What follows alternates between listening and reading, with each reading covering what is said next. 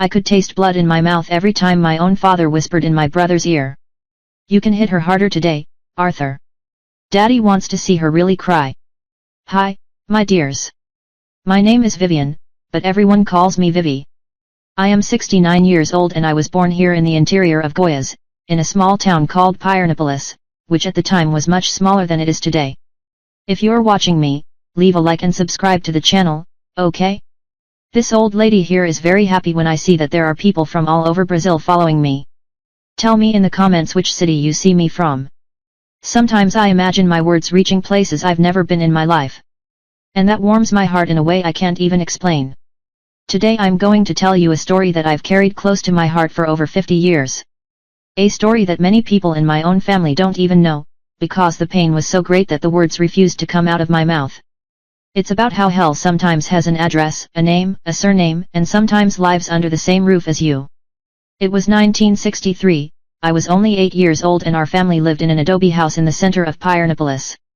My father, Alfredo, was a merchant. He had a grocery store on the main street, a respected man in the city. He greeted everyone, he went to church every Sunday, always well dressed, always smiling. "Seu Alfredo is a good man," people said. If only they knew. My mother, Jane, was a beautiful woman, with brown hair, always tied in a low bun, and big, sad eyes, which I only came to understand the reason for years later. She took care of the house, cooked, embroidered, did everything a proper wife should do at that time, but there was something in the way she walked, always with her head down, always whispering, always apologizing for existing. And there was my brother Arthur, 3 years older than me. Since he was little he was different. It wasn't a good difference, it was something that gave me the creeps, even though I was a child and didn't really understand what I was seeing. Arthur would hurt the little birds he found in the yard, slowly tearing off their wings, just to see them try to fly. He would break my toys and then laugh when I cried. But in front of others he was the polite boy, the exemplary son, the pride of his father. Our house was large by the standards of the time. 5 rooms, a backyard with mango and guava trees, a well at the back. There was even a separate little room in the back that my father called a storage room, but which I later discovered had another, much more sinister purpose. The first few times Arthur hurt me, I thought it was a big brother thing. A pinch here, a push there, nothing that wasn't normal between siblings. Mom even justified it. "Vivian doesn't get involved with her brother. He's a man, he's really different." But little by little things started getting weird. Arthur started calling me to play when Mom and Dad weren't around. Jokes that made me uncomfortable, that made me cry, that he said were our secret. "If you tell anyone, Vivian," he whispered in that voice that gave me nightmares, "no one will believe you. And if by chance you believe me, I'll say that you asked to play like that." I was 8 years old. I didn't really understand what was happening. I just knew that I didn't like it, that it hurt, that I felt dirty. Then I tried to tell Mom once, but the words came out jumbled, confused, and she just said it was my imagination, that Arthur was a good boy. It was on a December afternoon, Christmas Eve 1963, that I discovered that the horror in my life was much greater than I had imagined. Dad had come home from the store early. Mom had gone to the neighbor's house to get a recipe for French toast and I was in the backyard trying to pick mangoes when I heard voices coming from the back room. The door was ajar. I peeked in and saw Arthur inside, messing with some ropes, organizing some cloths. There was a chair in the middle of the room and something about that scene made me very scared. "Arthur," I called softly. "What are you doing there?" He turned with a smile that sent chills down my spine. "Preparing a surprise for you, little sister. Dad sent it." At that moment, I heard my father's footsteps approaching. "Is everything ready, son?" he asked. And there was an eagerness in his voice that I had never heard before. "Yes, Dad, you can bring her." That's when I understood. They were talking about me. What happened in that little room that afternoon changed my life forever. I won't go into detail because some pains are too great to describe, but I'll tell you enough for you to understand.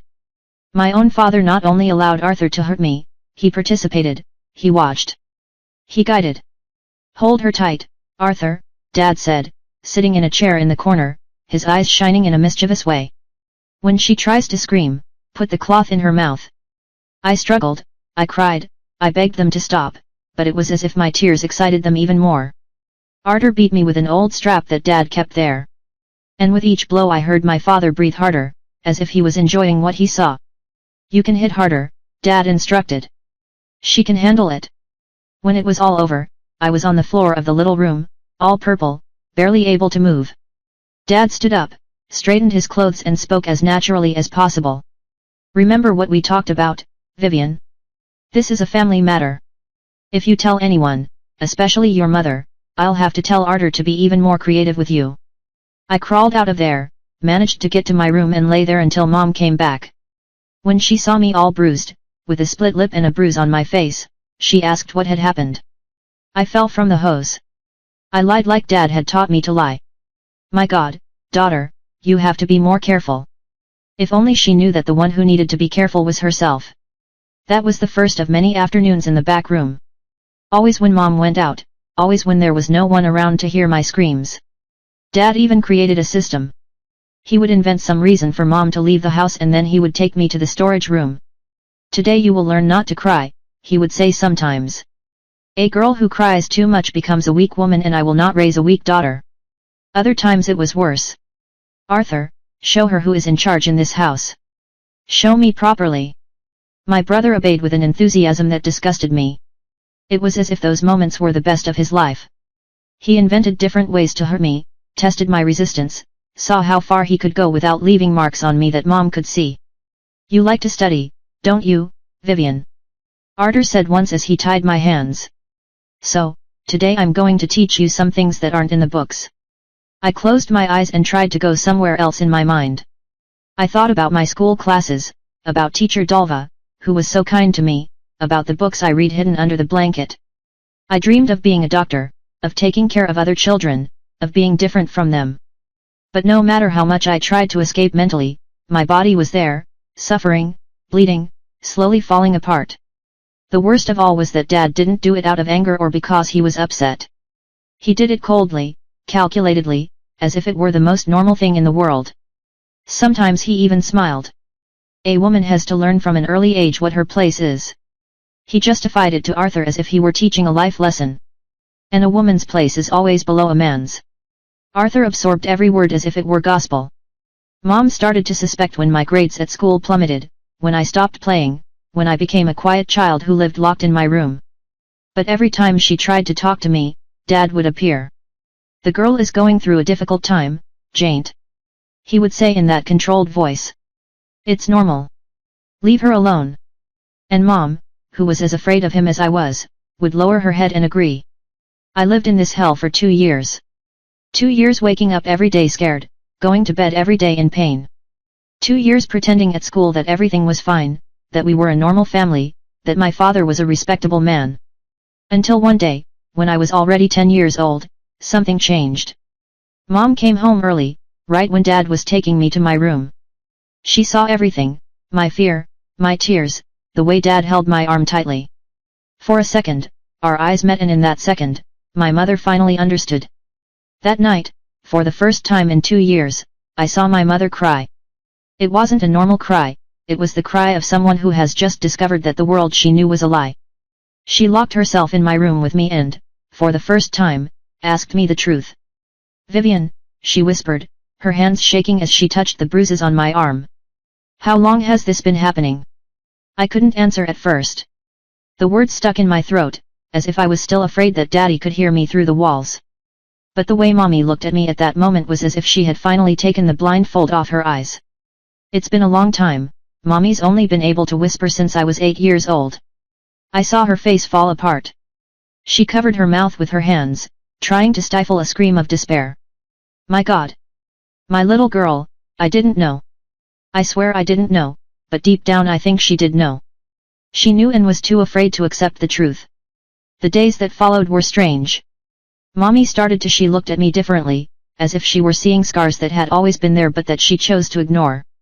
She noticed how I would shrink when Dad came near, how I was never alone with Arthur, how I always made up excuses not to stay home.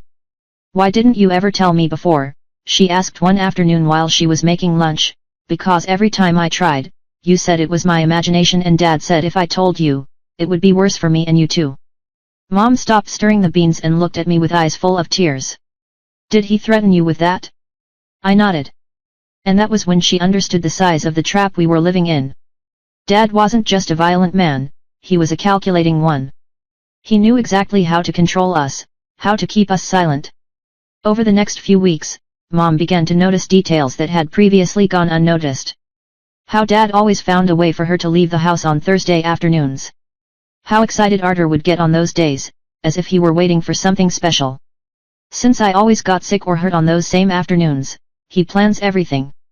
She murmured one night as she rubbed ointment on my back, where Arthur had hit me with a broom handle. Everything is calculated. The worst part is that Dad didn't even try to hide it anymore. Ever since Mom had found out, he had become even more audacious, as if he were testing how long she would endure without doing anything. Jane, he said one morning at breakfast. Today you are going to your sister's house in Annapolis. Stay there for about 3 days.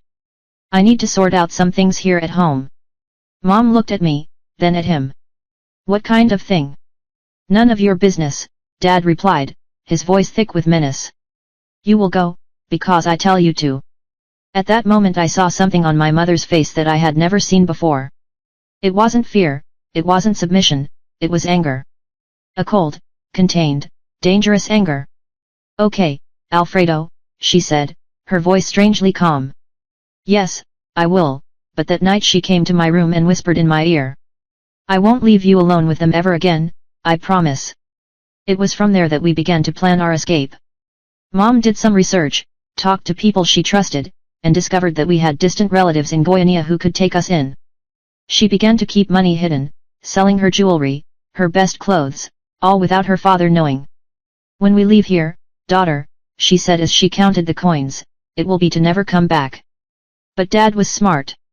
He began to suspect our low conversations, the way Mom looked at him during meals. One night, he caught Mom rummaging through the drawer where she kept the money.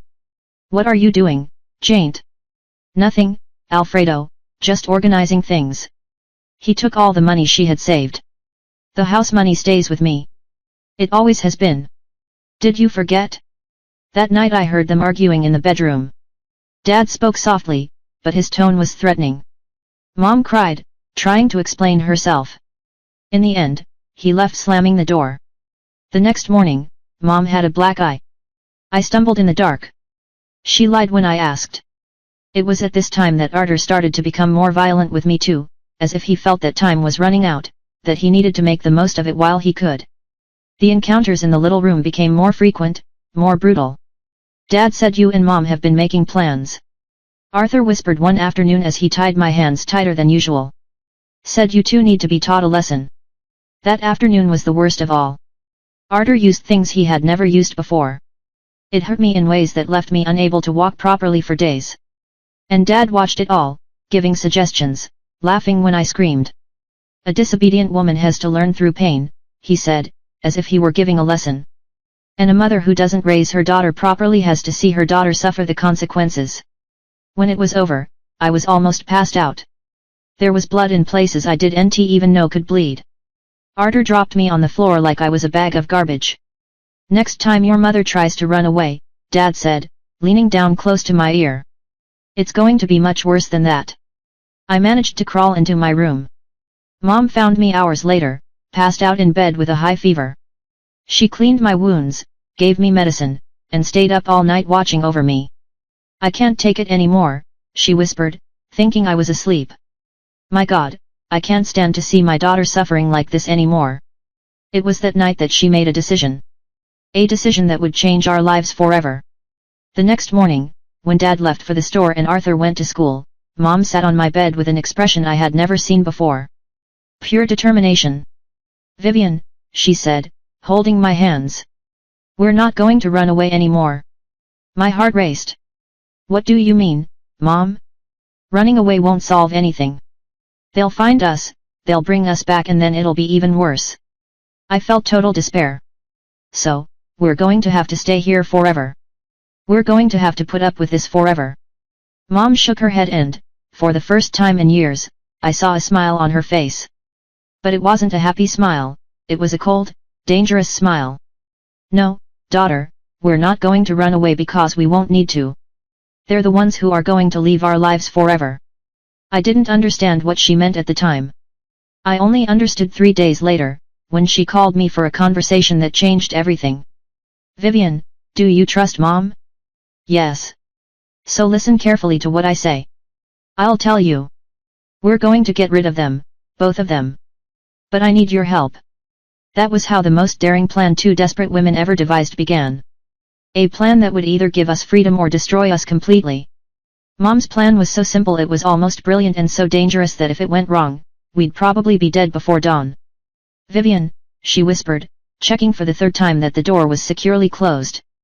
You know your father keeps money in the store's safe, right? I nodded. Everyone in town knew that Dad was suspicious of banks, that he preferred to keep his money at home.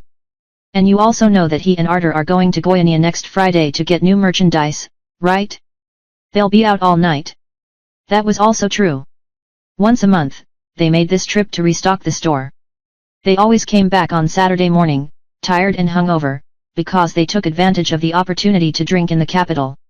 So, daughter, Mom continued, her eyes shining with a determination that frightened me and gave me hope at the same time. This Friday is the day we're going to make a move. What she was planning was both the bravest and the scariest thing I'd ever heard. Mom had discovered that Dad kept most of the family's money hidden in a metal box behind the store counter. Money he said was for emergencies but actually used to buy our silence and submission. We're going to take all the money, Vivian, every penny. And when they come back on Saturday, they won't find us, or anything to prove we existed. But the plan wasn't just to steal the money and run. It was much more elaborate than that. Your father is a proud man, Mom explained as she drew the layout of the store on a piece of paper. If we just disappear with the money, he'll know it was us, he'll look for us to the ends of the earth. Then she told him the most daring part of the plan. We were going to make it look like the store had been robbed. We were going to break down the front door, mess everything up, scatter merchandise on the floor, as if bandits had broken in and taken not only the money but also the two of us too. Like kidnapped? I asked, trying to understand. Exactly. They'll think we were taken along with the money, that we're probably dead somewhere. The coldness in her voice when she said this gave me goosebumps, but at the same time I understood the genius of the idea. If everyone thought we were dead, no one would look for us. We could start a new life somewhere else without fear of being found. Over the next 5 days, Mom planned every detail. She studied the street schedules, talked discreetly to neighbors to find out who would be home on Friday night. She even found out which bus we could take to leave the city without being seen. The secret, she said in one of these conversations, is to leave no loose ends. It has to seem real in every detail. Mom got a key to the store.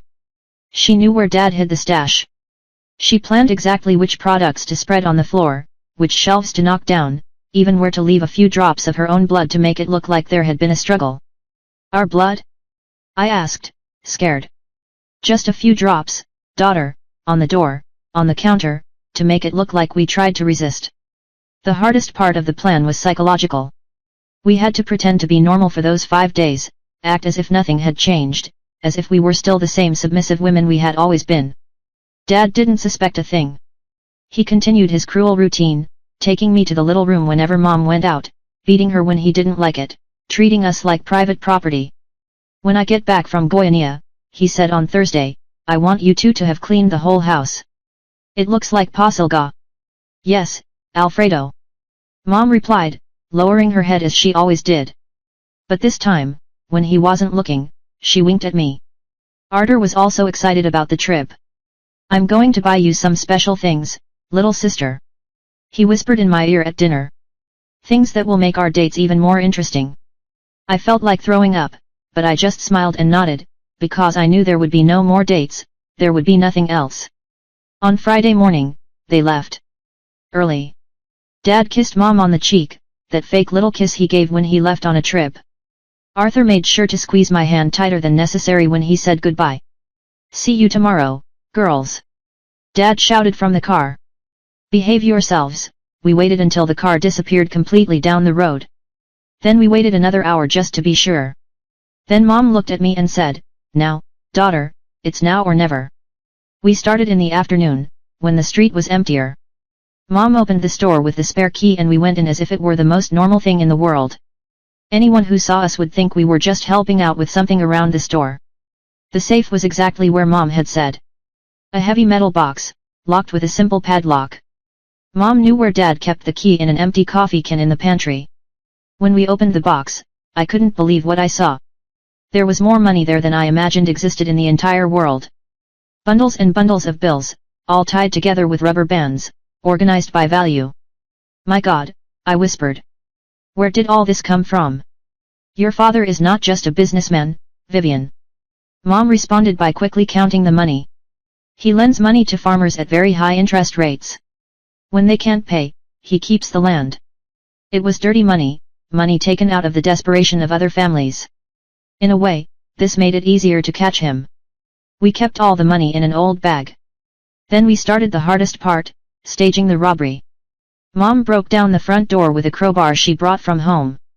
The noise was terrible, but it was necessary. Then we went in and started destroying everything. We threw goods on the floor, knocked over shelves, broke glass. It was as if we were destroying not only the store, but our entire previous life. Every packet of sugar scattered, every broken bottle was a piece of our prison being undone. Now the blood, Mom said, picking up a small knife. She made a shallow cut on her finger and dripped a few drops on the door and counter. I did the same, following your instructions. It hardly hurt, but the symbolism was powerful. Ready? She said, looking at the result. Now let's go home and pack our things. We only took the essentials, 2 changes of clothes each, some important documents and the money. Everything fit into a small suitcase. Before leaving, Mom did one last thing that left a deep impression on me. She went into the back room, that cursed place where she had suffered so much, and set fire to a pile of dry straw that was there. Why? I asked. To burn the ghosts? She replied, watching the flames spread. So that no one ever suffers in this place again.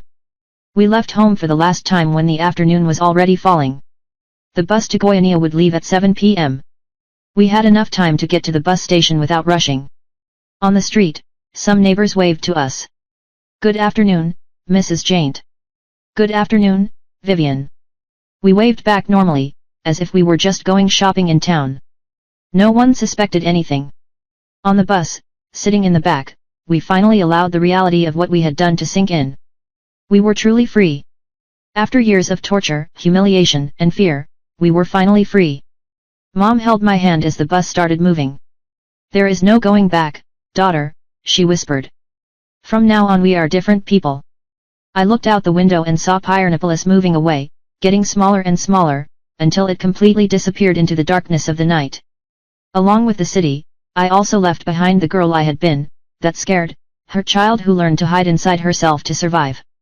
From that moment on, I would be someone else, and that new person had plans, big plans.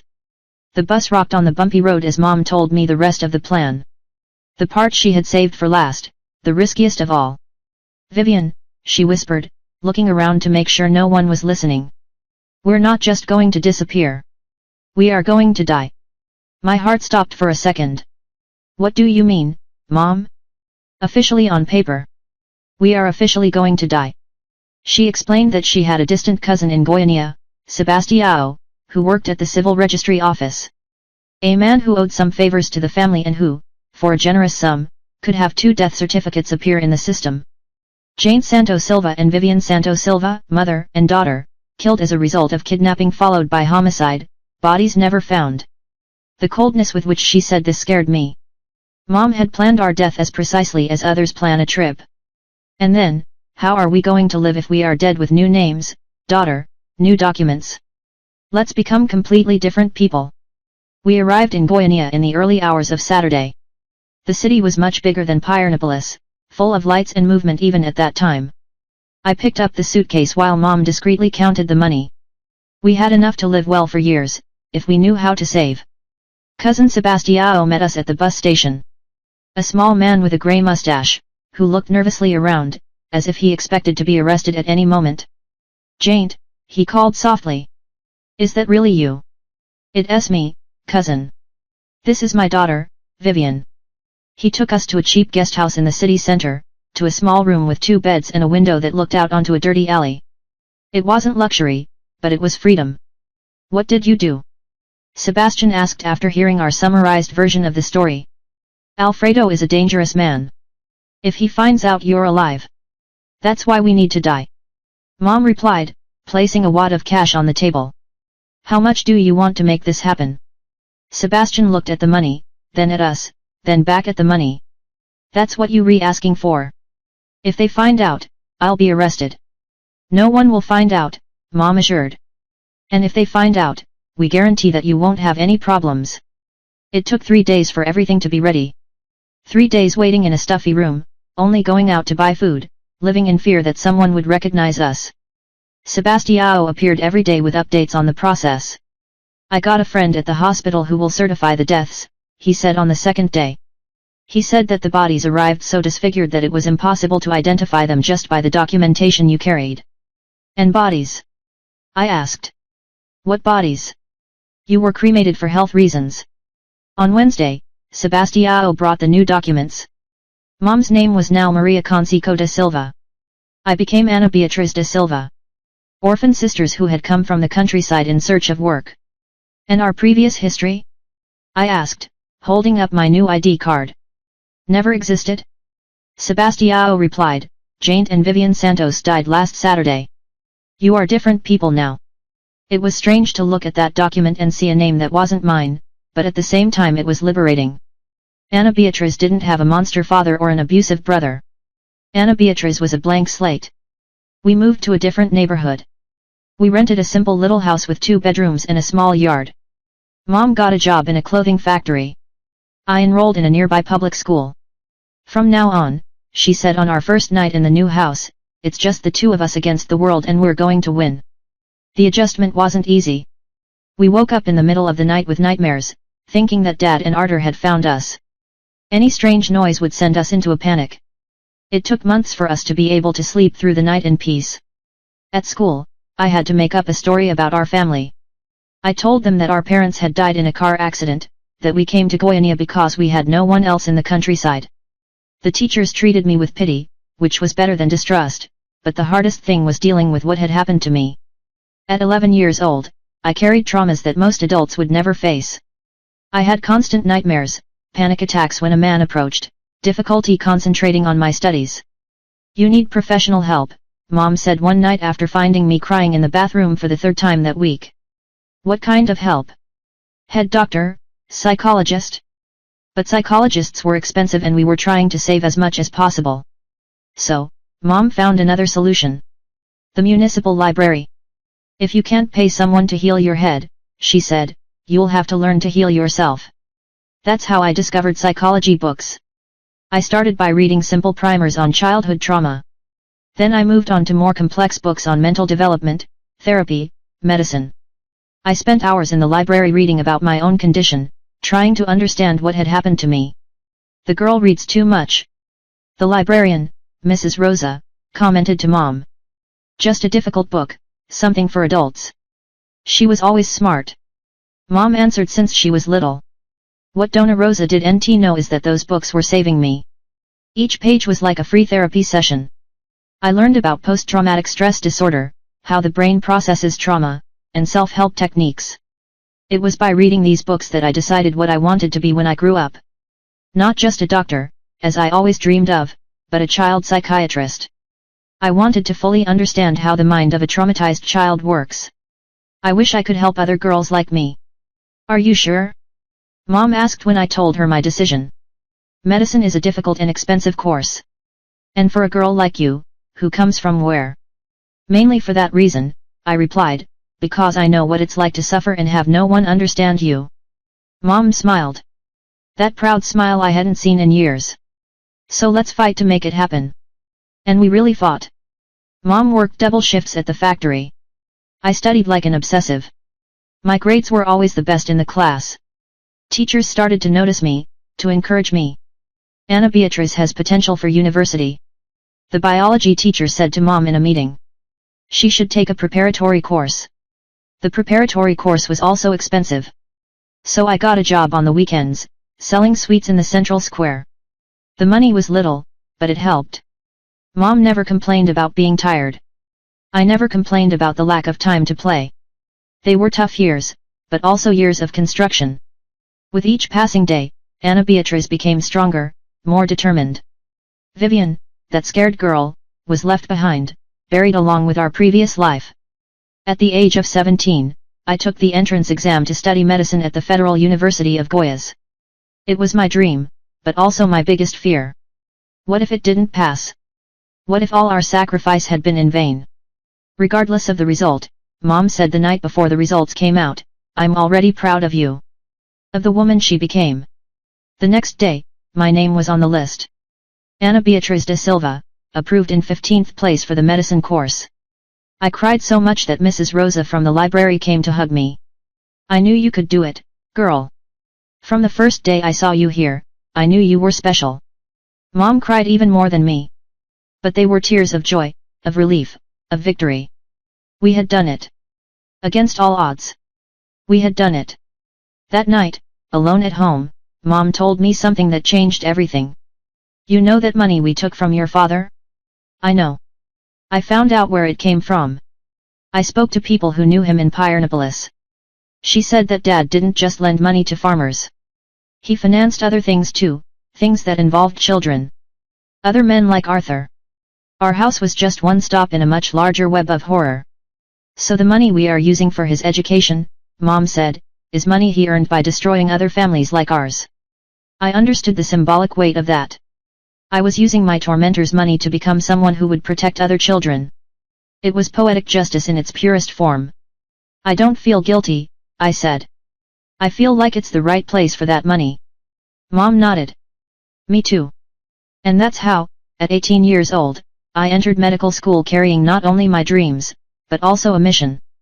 And to educate myself not only for myself, but for all the children who suffered as I did. I didn't yet know all the difficulties that awaited me ahead.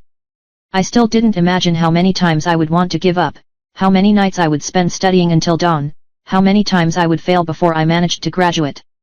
But I knew one thing, no matter how long it took, no matter how many obstacles appeared, I would succeed, because I wasn't fighting just for myself, I was fighting for all the Vivians in the world. The first time I failed, I cried for 3 days straight. It was 1972. I was in my second year of medicine and the subject was anatomy. Professor Dr. Enrique, a serious man with thick glasses, called me after the test. "Mrs. Ana Beatriz," he said, leafing through my test with a disapproving look on his face. "Your theoretical notes are excellent, but in practice you completely fail when you have to examine male patients." It was true. Whenever I had to do a physical exam on men, my hands would shake, my voice would crack, my brain would just shut down. The teachers thought it was shyness from a country girl. They didn't imagine that every touch, every proximity to a male body transported me back to that cursed little room. "I'm going to have to fail you, even with your high theoretical grades. Medicine requires safety in all situations." I left there devastated. Mom was waiting for me at the college gate, as she had done every day since I started the course. "What's up, daughter? How it was?" I couldn't answer, I just burst into tears right there in front of everyone.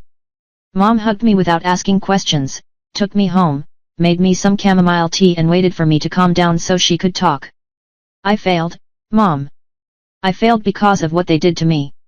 It was the first time I admitted out loud how my past still controlled me. All those years thinking I had overcome it, that Ana Beatriz was strong enough to leave Vivian behind, and I discovered that it wasn't quite like that.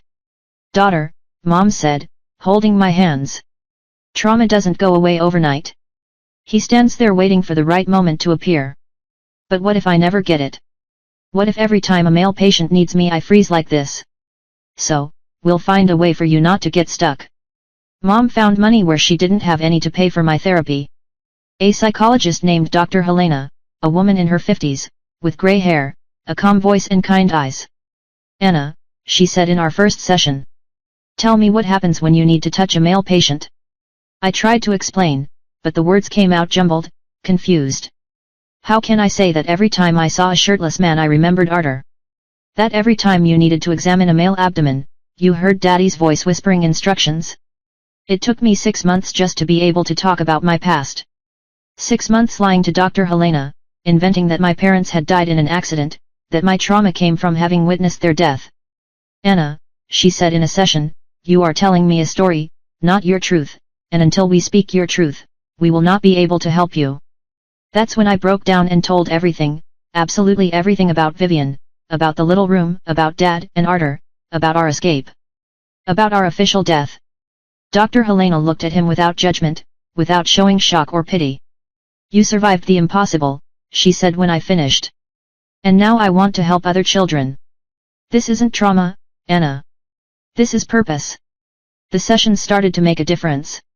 I learned breathing techniques to control panic, mental exercises to stay in the present when memories came back. Dr. Helena taught me that my triggers weren't weakness, they were warning signs from a brain that had learned to protect itself. Your fear of men isn't irrational, she explained. For a girl who's lived through what you've lived through, distrusting male figures is survival. I went back to anatomy the following semester. This time I told the teacher about my difficulty, obviously without giving any details. I have a problem with anxiety when I have to examine male patients, I explained. Can I always start with a colleague? Professor Enrique, who seemed like an ogre the previous semester, showed more understanding than I expected. Of course. And if you need more time to get used to it, no problem. It was like this, step by step, that I overcame my fears. First time examining a male patient with a female colleague at her side, then alone but with the door open, then with the door closed. Every little victory was celebrated at home with Mom. Today I was able to listen to a 60-year-old man without my hands shaking.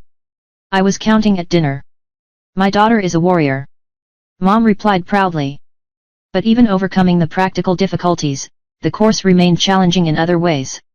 We were just 5 women in a class of 40 students. The teachers always made a point of reminding us that medicine was no place for delicate young ladies. A woman who wants to be a doctor has to be twice as good as a man. The surgery professor said in a class, because you will be questioned twice as much.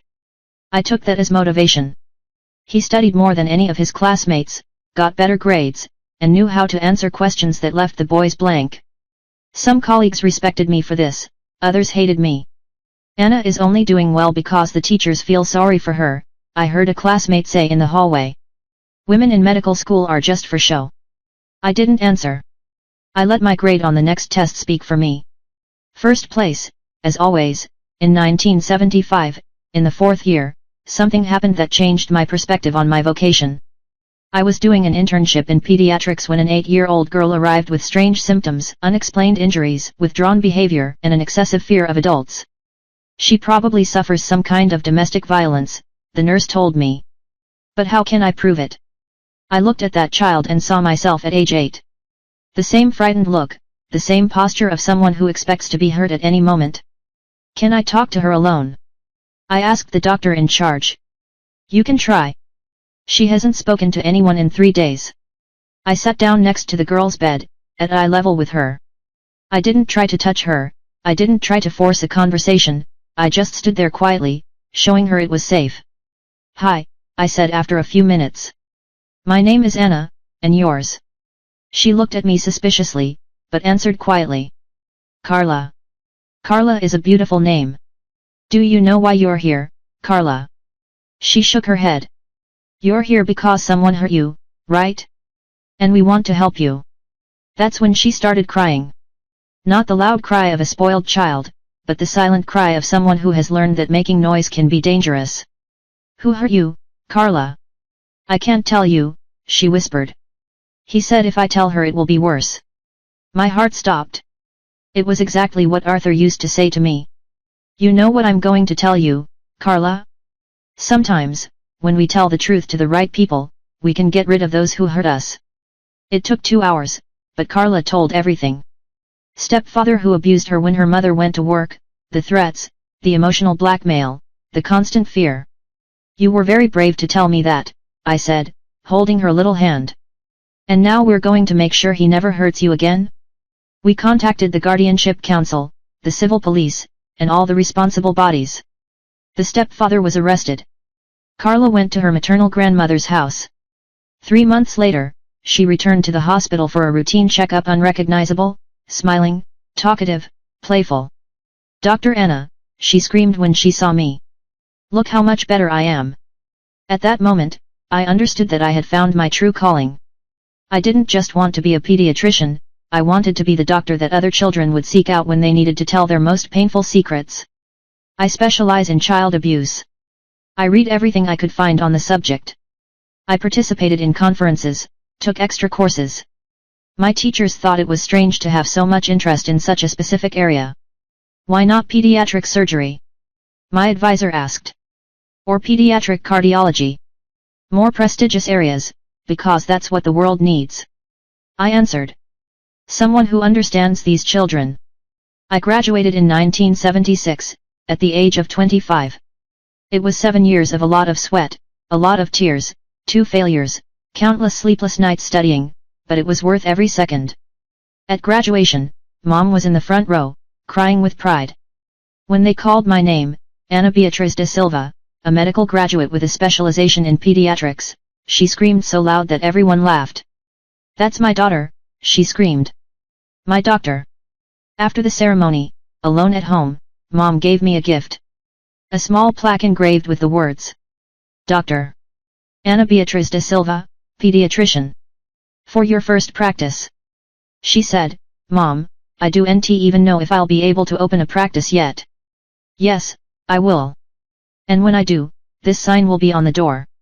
I got a job in a public hospital in the pediatric emergency department.